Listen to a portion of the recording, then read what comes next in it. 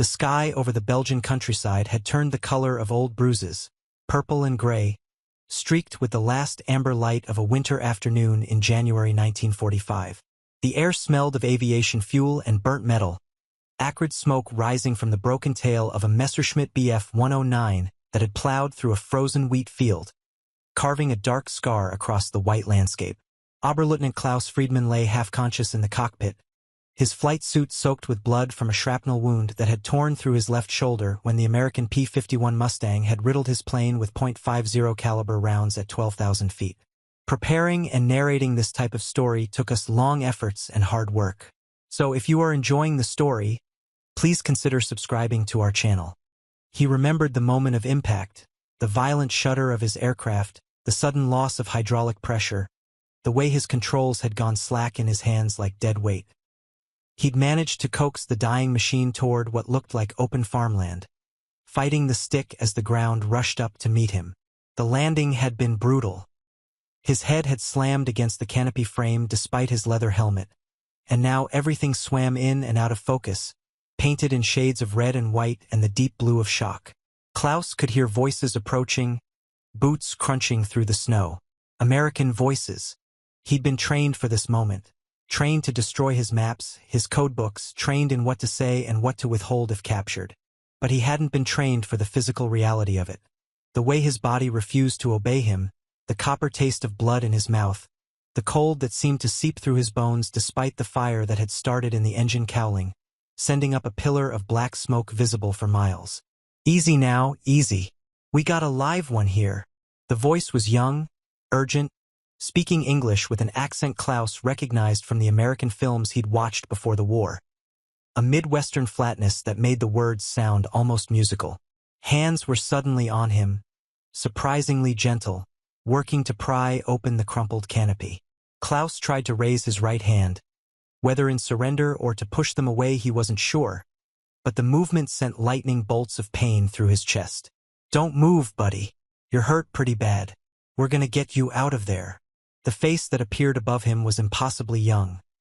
A boy, really, couldn't have been more than 20, with freckles across his nose and concerned blue eyes visible beneath his helmet. He wore the uniform of an American medic, with the Red Cross armband stark against his olive drab jacket. Behind him, Klaus could see two other soldiers, their rifles slung over their shoulders, watching the surrounding fields rather than training their weapons on him. "Sergeant Morrison," the young medic called out. "Get the stretcher over here. This guy's losing blood fast." Klaus wanted to speak, to ask them why they were helping him, why they hadn't simply shot him where he sat, but his throat felt full of sand. The training films the Luftwaffe had shown him, the propaganda lectures about American brutality, about how enemy pilots were executed on the spot or left to die in their burning planes. None of it matched what was happening now. The medic was cutting away his flight suit with practiced efficiency, exposing the jagged wound in his shoulder, talking to him in a steady stream of reassuring words that Klaus only half understood through the fog of pain and confusion. "You're gonna be okay, pal. That's a clean through and through. Missed the important stuff. Gonna hurt like hell, but you'll live. What's your name?" "Sprechen Sie English?" "Klaus," he managed to whisper. "Oberleutnant Klaus Friedmann." "Well, Klaus, I'm Private Danny Mitchell from Iowa, and I'm gonna make sure you get through this." Danny was already pressing gauze against the wound, his movements quick but careful. "Morrison, where's that damn stretcher?" Another soldier appeared, older, with sergeant stripes and a weathered face that spoke of too many winters in foxholes. He carried one end of a canvas stretcher, another private holding the other end. "Jesus, Mitchell, he's Luftwaffe. We got orders to secure prisoners, not run a hospital. And we got orders to treat wounded, Sarge. Geneva Convention, remember? Besides, look at him. He's no threat to anybody right now." Danny's voice had steel in it despite his youth. "Help me get him on the stretcher." They lifted Klaus with surprising care, though every movement felt like his shoulder was being torn open again. He bit back a scream, tasting blood. Through the haze of pain, he noticed details. The way Danny kept pressure on the wound even while they moved him, the way the sergeant barked at the other soldiers to clear a path, the organized chaos of American efficiency that seemed so different from the rigid protocols Klaus had known in the Luftwaffe. The field hospital was 2 miles away, set up in a commandeered monastery whose stone walls had stood for 600 years. They loaded Klaus into the back of a jeep, Danny climbing in beside him, keeping the pressure steady on his wound. The vehicle bounced over the rutted road, each jolt sending fresh waves of agony through Klaus's body. But Danny talked through it all, a constant stream of words that seemed designed to keep Klaus conscious and focused. "Got a brother in the Air Corps," Danny was saying. "Flies B-17s out of England.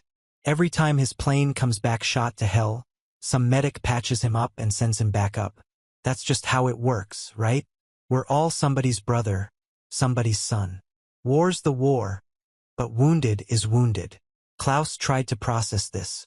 In all his training, in all the briefings about American forces, no one had mentioned this casual humanity, this matter-of-fact compassion that seemed to exist alongside the brutal efficiency with which the Americans fought. He'd seen what their bombers did to German cities, had flown intercept missions where the sky filled with burning aircraft from both sides. War was supposed to be simple, us and them, friend and enemy. But here was this Iowa farm boy, pressing gauze against a wound that might save the life of someone who, an hour ago, had been trying to shoot down American planes. The monastery appeared through the falling snow, its Gothic spires incongruous against the military vehicles parked in neat rows outside. They carried Klaus through doors that had once admitted medieval monks, into a nave that now served as a triage center. The smell hit him immediately, antiseptic and blood and the sharp tang of ether. Wounded men lay on cots arranged in rows, American and German side by side. Their uniforms the only thing distinguishing ally from enemy in this temporary sanctuary of pain and healing. A doctor approached, a tall man with graying hair and exhausted eyes behind wire-rimmed glasses. His white coat was stained with old blood, and he moved with the economical grace of someone who'd performed the same actions thousands of times. "What do we have, Mitchell?" "Luftwaffe pilot, sir. Shoulder wound, through and through. Possible concussion. Vitals are stable, but he's lost a fair amount of blood." The doctor was already examining Klaus with hands that probed gently but thoroughly. "Get him on a table. We'll clean it out, stitch him up, and get some blood in him. He's one of the lucky ones." Another few inches to the right and that round would have hit his heart. He glanced at Klaus, and for a moment their eyes met. "You speak English, son?" "A little," Klaus managed. "Good. Then you understand when I tell you we're going to take care of you. This is going to hurt, we're low on morphine and I have to save it for the worst cases, but you're going to survive." That's more than a lot of boys can say today, on either side. They moved him to an operating table, positioning bright lights overhead that made Klaus squint. Nurses appeared, one of them a German woman, he realized with shock, wearing the same uniform as the American nurses but speaking to him in German as she cut away the rest of his flight suit and began cleaning the wound. "Easy now, Herr Oberleutnant. It will be over soon." "You're German," he said stupidly, the observation emerging through the pain. "I am. From Hamburg. I studied nursing before the war, and when the Americans liberated our area, they asked for volunteers to help. There are too many wounded, you see.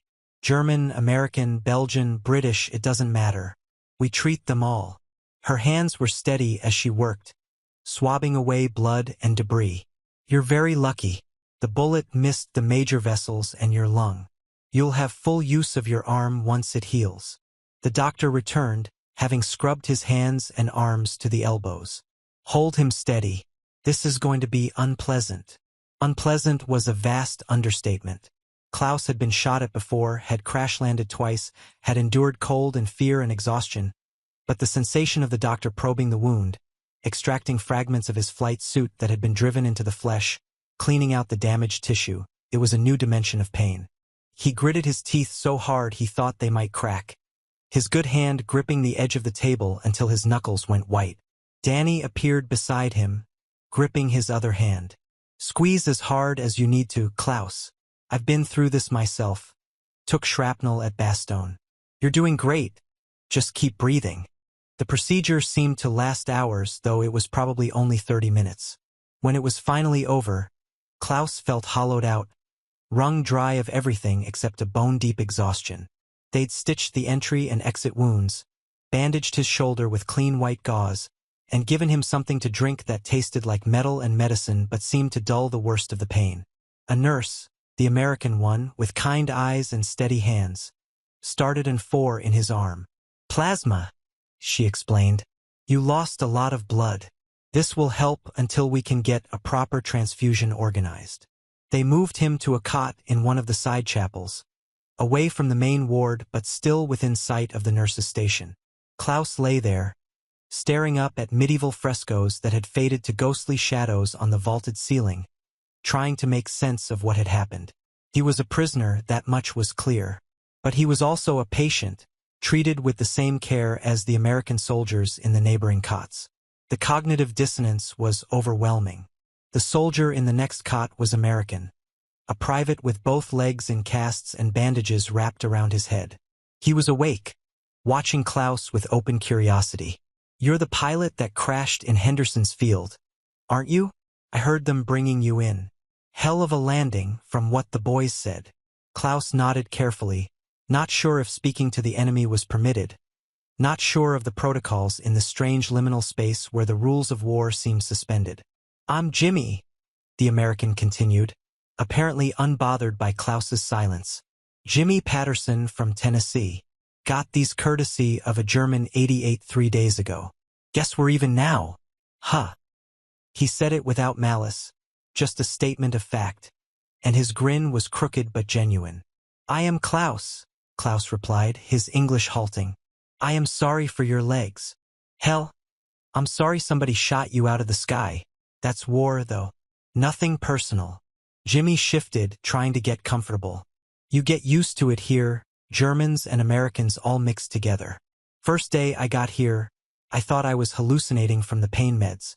But the docs don't care what uniform you're wearing. They just care about patching you up." Over the following hours, as day faded into night and the monastery filled with the sounds of men in pain, Klaus observed the strange ecosystem of the field hospital. Doctors moved from bed to bed without apparent regard for nationality. An American surgeon operated on a German sergeant with a shattered leg, working for 3 hours to save the limb. A German nurse held the hand of a dying American boy from Texas, speaking to him softly in English she'd learned from a phrase book, assuring him he wasn't alone. Klaus drifted in and out of sleep that first night, pulled under by exhaustion and pain medication, then yanked back to consciousness by nightmares or the cries of other wounded men. Each time he woke, he noticed something new. The way a nurse would check on every patient, German and American alike, adjusting blankets and changing 4 bags with equal care. The way meals were distributed without distinction, the same watery soup and stale bread given to everyone regardless of which side they'd fought for. The way Danny Mitchell, the young medic who'd pulled him from his plane, stopped by twice during the night to check his dressing and his temperature, asking if he needed anything in that earnest, open way that seemed quintessentially American. Morning came gray and cold, pale winter light filtering through the monastery's high windows. Klaus woke to find a chaplain standing beside his cot.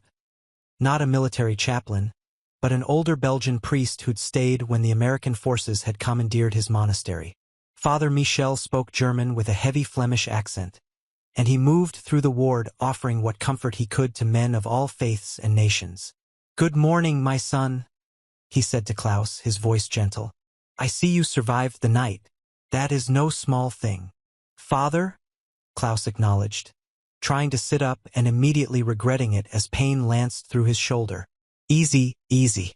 You've been through an ordeal." The priest helped him adjust his position, placing an extra pillow behind his back. "I've spoken with the doctors. They say you will recover fully, given time and rest. Your body was fortunate, even if your aircraft was not." "Why?" The question emerged before Klaus could stop it. "Why do they help us? We are the enemy. We were trying to kill them hours ago." Father Michel's weathered face creased into a sad smile. "You ask the question that every wounded soldier asks when they first arrive here, German and American both. The Americans, they wonder why they should use their precious medicines and blood plasma on enemy soldiers. The Germans, they wonder if it's a trick, or propaganda, or some cruel joke." He settled onto the edge of the cot with a sigh. But I have been here for 3 months now, since the Americans took this region. I have watched hundreds of men pass through these doors. And what I have learned is this. The doctors here, they see something that perhaps we civilians and soldiers sometimes forget. They see that beneath the uniform, beneath the ideology and the propaganda, there is simply a young man who is hurt and frightened and far from home. But the war continues outside these walls, yes. Men are still killing each other in those frozen forests and bombed-out towns. But inside these walls, there is a different rule. Here, the only enemy is death and suffering. And against those enemies, the doctors and nurses fight with everything they have, for every patient without exception. Father Michel pulled out a worn rosary, letting the beads slide through his fingers. I have watched an American surgeon weep when he couldn't save a German boy. I have watched a German nurse work herself to exhaustion caring for American soldiers. In this place, the war becomes very simple. Life against death. And everyone here has chosen to fight for life. The priest moved on to the next cot, leaving Klaus to contemplate his words. Through the morning, Klaus watched the rhythm of the hospital, beginning to understand the patterns. A young American lieutenant with extensive burns was tended by the same German nurse who'd helped with Klaus's wounds. She changed his dressings with infinite gentleness, talking to him in slow, careful English about his family, about the farm he'd described to her, keeping him distracted from the pain. When she finished, she moved to a German corporal with frostbite so severe they'd had to amputate 3 toes, and her care was exactly the same, gentle, professional, human. Danny Mitchell appeared around mid-morning, carrying a clipboard and looking even more exhausted than the night before. "How's the shoulder, Klaus? Any fever? Increased pain?" "It is manageable," Klaus said. The truth was that it hurt terribly, a deep, throbbing ache that seemed to extend through his entire left side, but complaining seemed pointless. Danny checked his temperature with a practiced hand to the forehead, then examined the bandaging. "Good, no signs of infection. That's the main worry with these wounds. We've got antibiotics, but they're in short supply and we have to ration them." He made notes on his clipboard. "You're a pilot, right? How long were you flying?" 2 years, Klaus said. "Since 1943.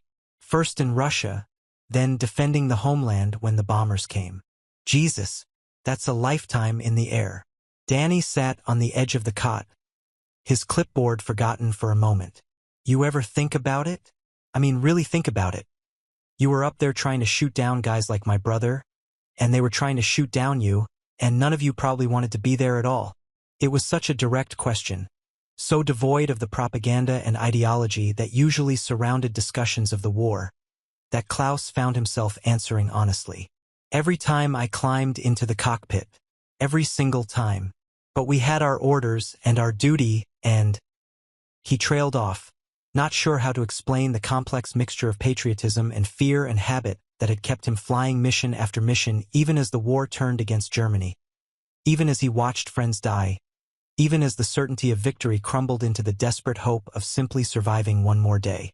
"Yeah," Danny said softly. "I get it. We all got our orders, our duty. Doesn't make it any less insane, though, does it? All of us killing each other when most of us would probably get along fine if we met at a bar or a baseball game or something." He stood, checking his watch. "Listen, I gotta finish my rounds, but I'll check on you later. You need anything, water, extra blanket, bedpan, you just call for a nurse. Okay? Don't try to be tough. Nobody gets medals for suffering in silence here." As Danny moved away, Jimmy Patterson spoke up from the neighboring cot. "He's a good kid, that Mitchell. Saved my life when I got hit. I was lying in a ditch, bleeding out, and he ran through machine gun fire to get to me. Got a Bronze Star for it, though he never talks about it." Jimmy shifted, trying to ease his casted legs into a more comfortable position. "You know what's funny? Before I got wounded, I hated all you Germans. I mean, really hated you. My cousin died at Normandy, and I just wanted revenge, wanted to kill every German I saw. But then I ended up here and I got to know some of the guys in the ward. There's a kid, can't be more than 18, lost both his arms to an artillery shell. He told me about his family's bakery in Bavaria, about how he got conscripted right out of school, didn't even finish his education. And I realized he's just like my little brother back home. Same age, same dreams of a normal life, same fear. Just born on the wrong side of a line on a map. Klaus listened, struck by the echo of his own thoughts in this American soldier's words. It is difficult, he said slowly, searching for the English words. To hate someone when you see them suffer the same as you. Ain't that the truth? Jimmy managed a laugh, though it sounded pained. War'd be a hell of a lot easier if we could just keep on hating each other. But then you end up in a place like this, and it all gets complicated. The day proceeded in a rhythm of medical routines, temperature checks, bandage changes, meals delivered on trays, medications dispensed. Klaus was given broth and bread for lunch, the same rations as everyone else, served by an orderly who didn't even glance at his German uniform folded on the chair beside his cot. In the afternoon, a different doctor came by, an older man with a thick Brooklyn accent who examined Klaus's shoulder with the same thorough attention he gave every patient. Healing nicely, the doctor pronounced. You've got youth on your side, and Mitchell did good work in the field. Keep it clean, don't try to use that arm for at least 3 weeks, and you should regain full mobility. He made notes in Klaus's chart. You're lucky, son. I've seen wounds like this go septic, and then you're looking at amputation if you're lucky, death if you're not. But you caught a break. Doctor, Klaus said, the question that had been building all day finally emerging. What will happen to me after I heal? The doctor regarded him with steady eyes. You'll be transferred to a POW camp, probably in France or maybe England. You'll spend the rest of the war there, which honestly is probably the safest place you could be right now. Germany's not exactly a pleasant place to be these days, from what we hear.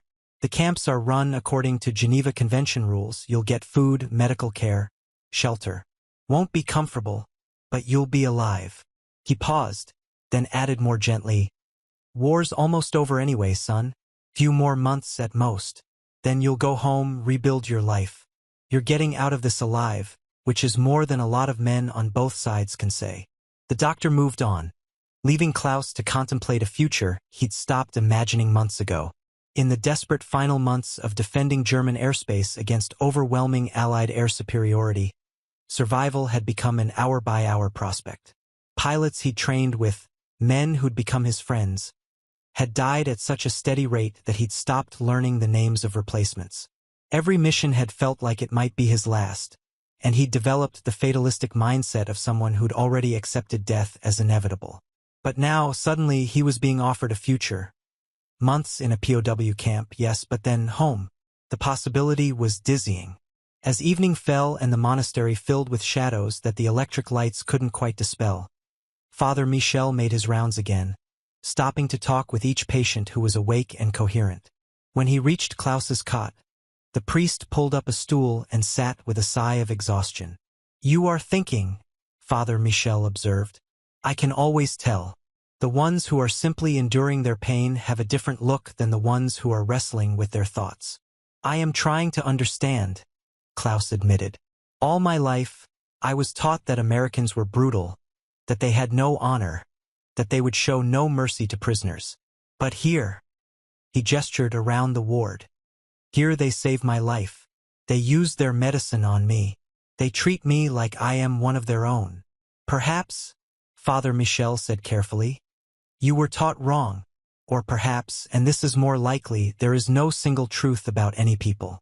There are brutal Americans, I am sure, just as there are brutal Germans, brutal Russians, brutal men of every nation. War brings out both the worst and the best in humanity. But here, in this place of healing, you are seeing the best. The doctors and nurses who choose to save lives rather than take them. The young men like Mitchell who risk themselves to help the wounded, regardless of uniform. These too are Americans, just as real as any propaganda image you were shown. Klaus absorbed this, turning it over in his mind.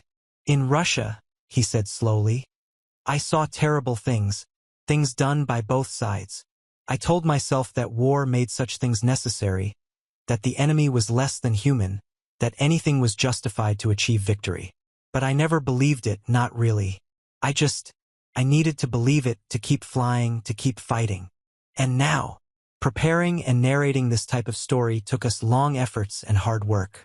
So if you are enjoying the story, please consider subscribing to our channel.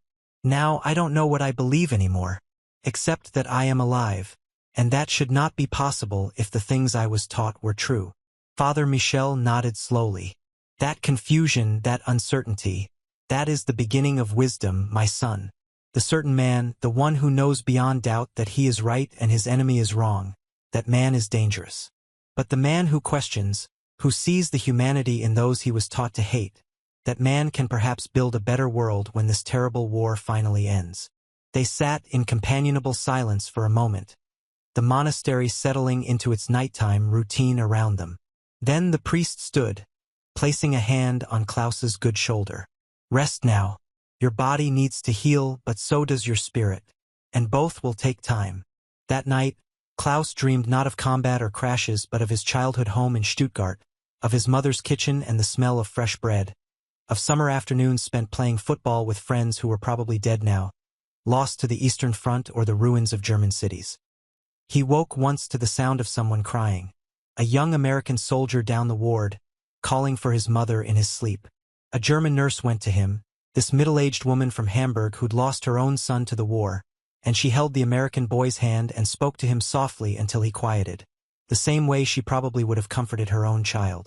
The next morning brought a new arrival that would change the dynamics of the ward entirely. Just after breakfast, the doors burst open and 4 medics rushed in carrying a stretcher between them, shouting for a doctor. On the stretcher was another German pilot, this one in worse condition than Klaus had been. The man's face was burned, his flight suit charred, and even from across the ward Klaus could smell the sickening odor of scorched flesh and fuel. Focke-Wulf went down about 10 miles east. One of the medics was saying rapidly to the doctor who'd rushed over, "Pilot got trapped in the cockpit during a fire. We pulled him out, but he's got 3rd-degree burns on his face and hands. Possible smoke inhalation. Definitely in shock."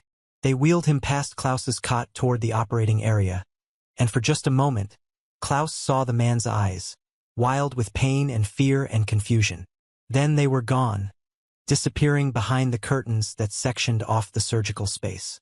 For the next 3 hours, Klaus could hear the sounds of frantic medical activity, doctors calling for instruments and medications, the burned pilot's occasional screams despite whatever sedation they'd given him. Jimmy watched the curtained area with a grim expression. "Burns are the worst," he said quietly. "I've seen guys who'd rather die than deal with burn injuries. The pain, it doesn't stop, and the treatment is almost as bad as the injury." Klaus couldn't speak. He was imagining himself in that pilot's place, imagining his plane catching fire the way he'd seen happen to dozens of other aircraft, imagining being trapped while the flames consumed the cockpit. It was every pilot's nightmare, the death they all feared more than being shot or crashing. At least those were quick. Fire was not. It was afternoon before the German pilot emerged from surgery, his head and hands swathed in bandages, only his eyes and mouth visible. They placed him in a cot 2 down from Klaus, close enough that Klaus could hear his labored breathing. The doctor, the Brooklyn one from yesterday, came by to brief the nurses on his care, his voice low but carrying in the quiet of the ward. 2nd and 3rd-degree burns on approximately 30% of his body, concentrated on face, neck, and hands. "We've debrided what we could, applied sulfa powder and petroleum jelly gauze. He'll need the dressings changed twice daily, and watch for signs of infection. That's the main killer with burns. Keep him hydrated. Manage his pain as best we can with what morphine we can spare, and pray he's strong enough to get through the next few days." After the doctor left, Klaus waited until a nurse had finished checking the burned pilot's then carefully levered himself into a sitting position, gritting his teeth against the pain in his shoulder.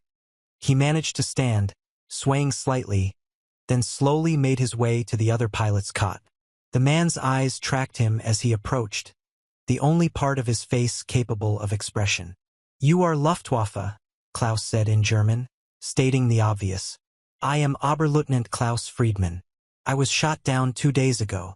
The burned pilot tried to speak, but his voice emerged as barely a croak. A nurse, the German one, whose name Klaus had learned was Margarethi, appeared with a cup of water and a straw, holding it so the pilot could drink. "Slowly," she cautioned. Small sips. After drinking, the pilot tried again. Lieutenant Hans Weber.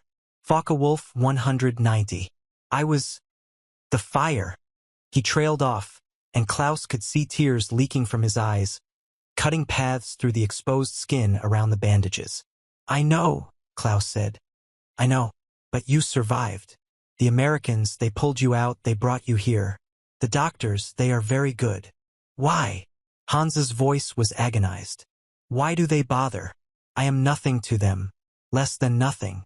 I am the enemy. It was the same question Klaus had asked, the same confusion he'd felt. I don't know, he admitted. But they do. They treat us the same as their own wounded. I have seen it. I have received it. Whatever we were taught about the Americans, whatever the propaganda said, this place is different.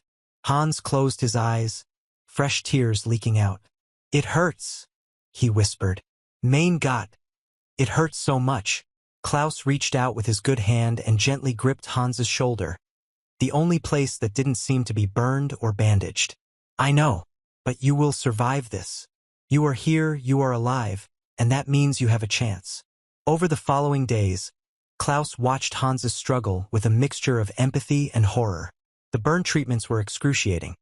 Twice a day, nurses would remove the bandages, clean the wounds, apply fresh medication, and rebandage. Hans would bite down on a leather strap to keep from screaming, his entire body rigid with pain. The American doctors rationed their morphine carefully, giving Hans enough to take the edge off but not enough to completely eliminate his suffering. They simply didn't have enough to spare. But what struck Klaus most was the care with which even these agonizing procedures were performed. Margarethe would talk to Hans throughout the process, her voice steady and soothing, telling him stories about Hamburg before the war, about the ships in the harbor and the fish market and the theaters. An American nurse named Lieutenant Sarah Hoffman, who'd been a burn specialist at a civilian hospital before the war, would explain each step of the treatment in slow, careful German she'd learned from a dictionary, making sure Hans understood that what they were doing was necessary for his healing. I know it hurts, Lieutenant Hoffman would say as she cleaned his burns with saline solution, her hands incredibly gentle despite the necessary pain she was causing. But infection is the enemy now. If we can keep these wounds clean, if we can get them to start healing, you'll make it through this. You're young and strong, and that counts for a lot. Danny Mitchell spent extra time with Hans, sitting beside his cot during the hours between treatments, talking to him about anything and everything to distract him from the pain. Klaus listened to these one-sided conversations. Hans was usually too exhausted and pain-racked to respond much, and marveled at Danny's endless patience and kindness. My girlfriend back home, her name's Betty, Danny would say, showing Hans a creased photograph he carried in his wallet. We're gonna get married when I get back. Buy a little farm outside of Des Moines. She writes me every week, tells me about her job at the munitions factory, about her mother's garden, about the victory bond drives. Keeps me sane, those letters. You got someone back home, Hans? A girl waiting for you? Hans managed a nod. Greta, he whispered. In Munich. We were to marry. Before the war. Yeah? Tell me about her. What's she like? And slowly, painfully, Hans would talk, and in talking would seem to find some relief from his suffering. He'd describe Greta. A schoolteacher, blonde hair, loved to hike in the Alps, had a laugh like bells. He'd talk about the apartment they'd planned to share, about the children they'd hoped to have, about a future that had seemed so certain before the war had consumed everything. Klaus found himself included in these conversations, Danny somehow managing to bridge the linguistic and cultural gaps to create a strange fellowship of suffering and survival. Jimmy would join in too, from his neighboring cot, sharing stories about Tennessee and his own sweetheart, a girl named Alice who worked as a telephone operator in Nashville. Funny how it works, Jimmy mused one evening as the four of them talked in the dimming light. Here we are, 2 Germans, 2 Americans. 6 months ago we were trying to kill each other. Hell, Klaus, you might have shot at my cousin's plane over Germany. And Hans, maybe you strafed the convoy that got me. But now we're just 4 guys who got hurt, who want to go home, who got people waiting for us. The war seems pretty damn stupid when you think about it like that. All wars are stupid, Hans said. his voice muffled by bandages but carrying a bitter certainty. I knew it even as I flew. Every mission, I thought, this is insane. We are all going to die for nothing. But I kept flying because what else could I do? Desert? Get shot for cowardice? So I flew, and I killed when I had to. And I hoped each day that I would survive to see one more sunrise. Same, Danny said quietly. Every time I go out with a patrol, every time we push forward and the shells start falling, I think, this is crazy. But you can't think about it too much or you'll freeze up, and freezing up gets you killed. So you just do your job and hope the odds work out in your favor. Klaus nodded. On my last mission before I was shot down, I knew we had no chance. 50 American fighters against maybe 8 of us. We were supposed to try to break up a bomber formation, but we couldn't even get near them. The escorts were too good, too many. I watched 3 of my squadron die in about 90 seconds. I should have died too. Instead, I'm here. He looked around the ward, at the strange mix of nationalities and injuries, at the doctors and nurses moving between beds without regard for uniform or flag. I'm here and I'm alive, and I'm being treated by the same people I was trying to kill yesterday. It makes no sense. Maybe that's the point, Jimmy said. Maybe the whole thing makes no sense, and we're all just stuck in it until it's over. Father Michel, who'd been sitting with a dying soldier across the ward, came over and settled onto a stool near their cluster of cots. I couldn't help but overhear your conversation, he said, and I think you young men have stumbled onto a profound truth. War is indeed senseless from a certain perspective. But what is happening here, this is not senseless. This is humanity asserting itself against the madness. Every time a doctor operates on a wounded enemy soldier, every time a nurse holds the hand of someone who wore a different uniform, they are saying, I refuse to let the war make me less human. I refuse to let politics and ideology turn me into someone who can watch another person suffer and not try to help. But Father, Hans said, his voice strained, how can this exist alongside what happens out there? He gestured weakly toward the windows, beyond which the war continued its grinding destruction. How can the same army that bombs cities also run hospitals like this? How can soldiers who kill in the morning show mercy in the afternoon? Because humans are complicated creatures, Father Michel replied. We contain multitudes, as the poet said. We are capable of great cruelty and great compassion, sometimes in the same person, sometimes in the same day. The challenge is to nurture the compassion and restrain the cruelty. Here, in this hospital, we have created a space where compassion is allowed to flourish. Outside these walls, the cruelty continues because men believe they have no choice.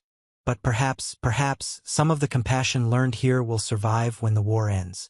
Perhaps you young men, having seen that enemies can also be humans worthy of care and respect, will carry that knowledge into whatever comes next. The priest's words hung in the air as night settled over the monastery. Klaus lay awake long after the others had drifted into uneasy sleep, thinking about the peculiar community that had formed in this ward.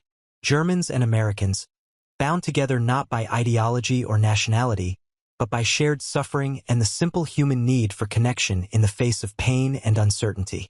The next day brought another test of the hospital's philosophy. A young German soldier, barely 18, Klaus guessed, was brought in with a severe abdominal wound. He'd been part of a patrol that had run into an American advance, and the fighting had been brutal at close quarters. The soldier was terrified, crying for his mother, convinced he was going to die. The same American surgeon who'd worked on Klaus's shoulder spent 4 hours operating on the boy, removing shrapnel, repairing damaged intestines, fighting to save a life that, in the context of the war, was the life of an enemy. Klaus watched from his cot as the surgeon emerged from behind the surgical curtains, his face gray with exhaustion, his hands trembling slightly from the strain of the delicate work. A nurse, Lieutenant Hoffman, met him with a cup of coffee, which he drank in silence before speaking. He'll make it, the surgeon said finally. If infection doesn't set in, if his youth and strength hold out, he'll make it. Jesus, he's just a kid. Probably got conscripted 6 months ago, given 2 weeks of training, and thrown into combat. What the hell are we doing? Sending children to kill each other. Lieutenant Hoffman had no answer, just patted his shoulder gently before moving to check on the young German soldier's post-operative vitals. Klaus watched the surgeon stand there for a long moment, coffee cup in hand, staring at nothing, before he squared his shoulders and moved on to the next patient. By Klaus's 5th day in the hospital, his shoulder had healed enough that he could sit up without assistance and even walk around the ward for short periods. The doctor had warned him against overexerting himself, but the confinement was beginning to weigh on him. He found himself drawn to the other German patients, checking on Hans regularly, speaking to the young soldier when he woke from surgery, offering what small comfort he could to men who were as displaced and confused as he was. It was during one of these walks that he encountered an American officer, a captain with an Army Air Forces insignia on his uniform and a heavily bandaged leg that forced him to use crutches. The captain had been watching Klaus from his cot near the windows, and now he spoke up. "You're the 109 pilot, aren't you? The one who crashed in Henderson's Field." Klaus nodded warily, unsure of the protocol for addressing an enemy officer. "Yes, sir. Oberleutnant Klaus Friedmann. Captain Robert Mitchell. I'm Danny's older brother, actually. Got shot up 3 days ago when my flying fortress took a hit from your boy's flak." He said it without rancor, just stating facts. "Come sit down a minute. I've been wanting to talk to you." Klaus hesitated, then carefully lowered himself into the chair beside the captain's cot. Up close, he could see the family resemblance. The same blue eyes, the same open features, though the captain's face was harder, aged by responsibility and loss. "My little brother tells me you flew in Russia before you came west," Captain Mitchell said. "That must have been hell." "It was," Klaus admitted. "The cold, the distances, the desperation on both sides. I saw things there I wish I could forget. Yeah, we all did, I think. Things that'll haunt us for the rest of our lives." The captain shifted his bandaged leg with a grimace. "I've flown 38 missions over Germany. Watched good men die, watched their planes go down in flames, watched German cities burn under our bombs. And every time I had to tell myself it was necessary, that we were fighting for something important enough to justify all that destruction. But you know what keeps me up at night? It's not the fear of dying. It's wondering if the kid who fired the flak that hit my plane. Wondering if he's somebody like you. Somebody who doesn't really want to be fighting, who just wants to go home, who got caught up in something bigger than himself. I think," Klaus said slowly, "that describes most of us. On both sides. The true believers, the fanatics, the ones who enjoy the killing, they exist, but they are not the majority. Most of us are just trying to survive, trying to do our duty without losing ourselves completely." Captain Mitchell nodded. "Danny tells me you've been good to Hans, the burn case, that you sit with him, talk to him, help him through the pain. He is Luftwaffe. He is one of mine in a way, and he suffers greatly. It seems right to help him if I can." "That right there," the captain said, pointing at Klaus. "That's what gives me hope. Not the big speeches about democracy or freedom or any of that, but the fact that you, a German pilot, show compassion to a fellow German in an American hospital, while being tended by American doctors and German nurses, and somehow it all works. Somehow, in this one building, we've managed to create something that makes sense even though the whole damn war makes no sense at all." Their conversation was interrupted by a commotion at the entrance. More wounded arriving, these ones American, casualties from a German counterattack that had caught a patrol by surprise. Klaus moved aside as the new arrivals were rushed in, the hospital machinery swinging into practiced efficiency. Among the wounded was a young sergeant with a sucking chest wound, barely conscious, his breath coming in ragged gasps. Klaus watched as the same surgeon who'd saved the young German soldier's life now fought to save this American. The operation took over 2 hours, and in the end, the surgeon emerged shaking his head.